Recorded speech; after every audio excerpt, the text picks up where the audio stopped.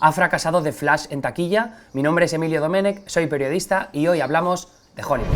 The Flash era el nuevo título de DC Comics que entraba en los cines de prácticamente todo el mundo este pasado fin de semana, pero sus resultados de taquilla han sido, ante todo, decepcionantes. Ha recaudado 140 millones de dólares en todo el mundo cuando se esperaban más de 170, y esto para una superproducción que ha costado más de 200 millones de dólares supone un varapalo bastante duro para Warner Bros., que es el estudio que la ha producido. Vale, pero entonces The Flash, ¿su fracaso en taquilla es una excepción a la regla o es parte de una tendencia que estamos viendo en el Hollywood post-pandémico? Pues es un poco las dos cosas. En lo que refiere a la excepcionalidad, tenemos que fijarnos en la estrella de la película, Ezra Miller, que acumula una serie de polémicas bastante gordas desde que sufriera varias detenciones en el 2022. Esto además, acusaciones de agresión, de acoso, incluido acoso a menores. Eso ha tenido repercusiones en la campaña promocional que ha tenido la película. Básicamente, Ezra Miller no ha concedido muchas entrevistas, y a esto se junta que también se ha producido estos meses y se sigue produciendo la huelga de guionistas. Esa huelga de guionistas que ha parado muchísimos programas de televisión, específicamente los late nights, Seth Meyers, Jimmy Kimmel, Jimmy Fallon. Bueno, pues esos son programas de televisión a los que no pueden ir las estrellas de Hollywood a promocionar sus programas y a crear esos momentos virales que son tan importantes en la promoción de las películas de Hollywood. ¿Y por qué es importante en el caso de The Flash? Porque Michael Keaton, el actor que interpretó a Batman en las películas de El Caballero Oscuro de Tim Burton a primeros de los 90, volvía a interpretar su papel en una nueva película de superhéroes que juega un poco con esta idea del multiverso, muchos universos juntos. Entonces, si Michael Keaton no puede promocionar tampoco la película y el resto del elenco de The Flash, pues por problemas de que no quieren que les pregunten sobre Ezra Miller ni sobre sus idilios con él en el rodaje. Y luego están los guionistas o los directores que tampoco se quieren meter en entrevistas porque igual les preguntan acerca de la huelga de guionistas, o incluso los que se están protestando estos días les dicen: ¿qué hacéis promocionando una película cuando estamos nosotros aquí luchando por nuestro trabajo? Entonces es una serie de factores distintos que influyen en la excepcionalidad de The Flash y el hecho de que haya fracasado en taquilla, pero no es la única razón por la cual se ha estrellado. La otra razón por la cual The Flash no ha terminado de funcionar en taquilla tiene que ver con tendencias que está sufriendo Hollywood desde el inicio de la pandemia. Cabe recordar que en su momento se cerraron muchísimos cines, prácticamente los cines de todo el mundo, y que el reabrir, el volver a estrenar películas, el conseguir que la gente vuelva a los cines ha sido un proceso muy difícil. De hecho, todavía no se han recuperado los ritmos prepandémicos de las familias que van a los cines, de las parejas que van a los cines. No estamos viendo los mismos ingresos tanto para los exhibidores, que son las salas de cine, como para los distribuidores, que al fin y al cabo son los estudios de Hollywood. El asunto es que a lo largo de estos años, después de la pandemia, algunos estudios de Hollywood, incluyendo Warner Bros., que es el estudio que produce The Flash, decidieron optar por una nueva estrategia, que era estrenar sus películas tanto en plataformas de streaming como en cines. Eso atentaba contra la llamada ventana de distribución, que es la forma de distribución tradicional. Tú estrenas una película en cines después de una campaña de marketing en la que te puedes gastar unos 100, 150, 200 millones de dólares, es decir, prácticamente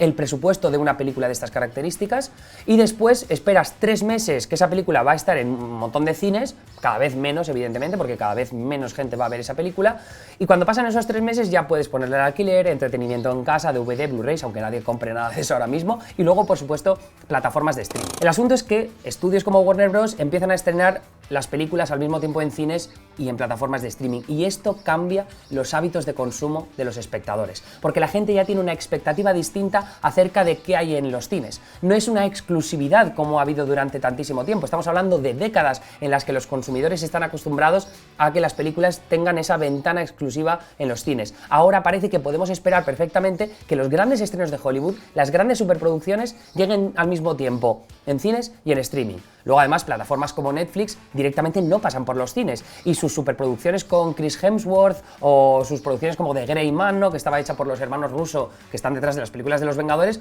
son pelis que terminaron directamente en Netflix, no han pasado por cines. Entonces, lo dicho, los espectadores tienen ahora mismo una expectativa distinta y eso influye en la cantidad de gente que termina yendo a los cines. ¿Qué implicaciones tiene eso sobre los estudios de Hollywood? Pues que los estudios arriesgan menos. ¿Eso qué significa? Pues que apuestan más por franquicias, por marcas que son muy conocidas. Cuando se gastan mucho dinero lo hacen a sabiendas de que esa película va a funcionar. En el caso de The Flash estamos hablando de una marca como DC Comics, y ahí están los éxitos de Batman, de Superman, incluso de Aquaman, de Wonder Woman. The Flash es verdad que es un personaje un poco más secundario. Dentro de la excepcionalidad también influye que The Flash ha sido una serie de televisión durante muchos años, pero el asunto también es que cuando no cuidas mucho una marca, y cuando arriesgas 200 millones de dólares, la película tiene que ser buena. Y The Flash, al menos lo que dicen las audiencias por las encuestas a pie de sala que han hecho empresas como CinemaScore o como Posttrack, a la gente no le ha gustado. Y la gente, la audiencia, sigue decidiendo qué películas son buenas y cuáles son malas. Al final, la tiranía de la audiencia es algo que sigue existiendo en el mundo del cine, lo cual está perfecto, porque si fuera de otra manera, entonces sí que estaríamos abocados a sufrir una cantidad ingente de cine mediocre. Pero el asunto con The Flash, lo dicho, que es parte de esa nueva estrategia de los estudios de Hollywood de no arriesgar demasiado, de tirar por lo conocido. Entonces, ¿qué es lo que pasa? Que cada vez se estrenan menos películas de medio presupuesto, comedias como las que había en los años 90, porque básicamente los estudios creen que esas películas la gente ya asume que las puede ver en casa perfectamente.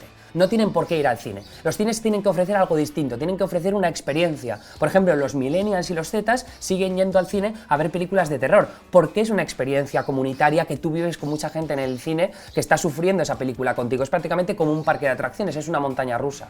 En el caso de las superproducciones de DC Comics, de Marvel, las películas de Star Wars, son también una experiencia distinta porque hay mucho fandom, ¿no? Hay mucha gente fan que va a los cines a vivir ese primer estreno. Entonces, la expectativa también es distinta. Lo que ha pasado en estos últimos años es que cada vez es menor el número de películas que recaudan más de 25 millones de dólares.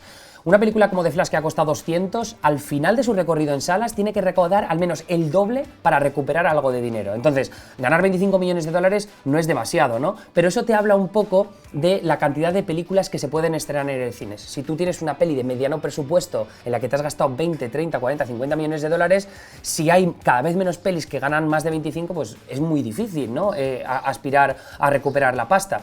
De ahí que se arriesgue cada vez menos. Y que cuando hay películas como The Flash, tienen que funcionar sí o sí, tienen que gustar sí o sí, porque entonces es verdad que los estudios, de las 8 o 9 pelis grandes que estrenan al año, si 1, 2, 3 no les funcionan, entonces luego cuando hablen con los inversores van a tener problemas. Y ese es en el contexto en el que se ha estrenado The Flash y las razones, tanto excepcionales como parte de una tendencia que justifican que no haya funcionado del todo bien en taquilla. De todas maneras, tenemos un verano trepidante por delante con estrenos como Oppenheimer, lo nuevo de Christopher Nolan, Barbie, la película que adapta las muñecas de Mattel, dirigida por Greta Gerwig, y luego también Indiana Jones con la vuelta de Harrison Ford, que de todas formas las expectativas de taquilla son un poco flojitas ahora mismo. Veremos si se cumplen las previsiones de la industria. En cualquier caso, eso es todo por mi parte. Mi nombre es Emilio Domenech. Nos vemos a la próxima aquí en el canal de YouTube de Neutral. Hasta luego.